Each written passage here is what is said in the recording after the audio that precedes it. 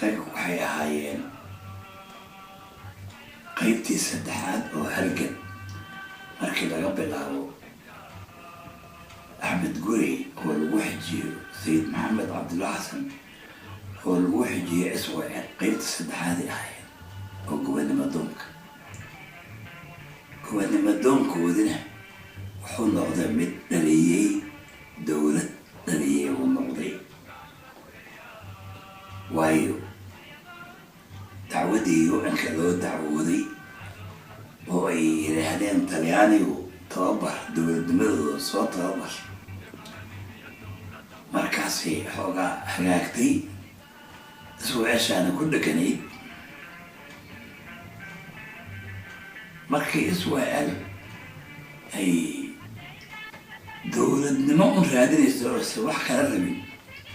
qabiil iyo wax qolol ah oo lagu hadlana ay diiday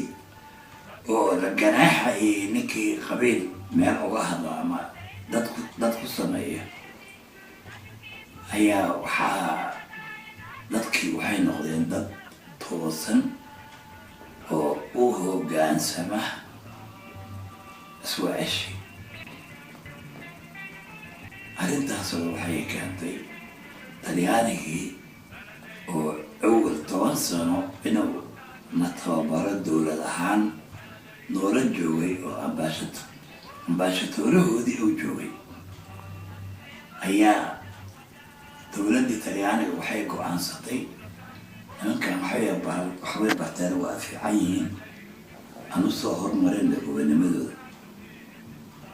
iswaaciishana waa kula heshiis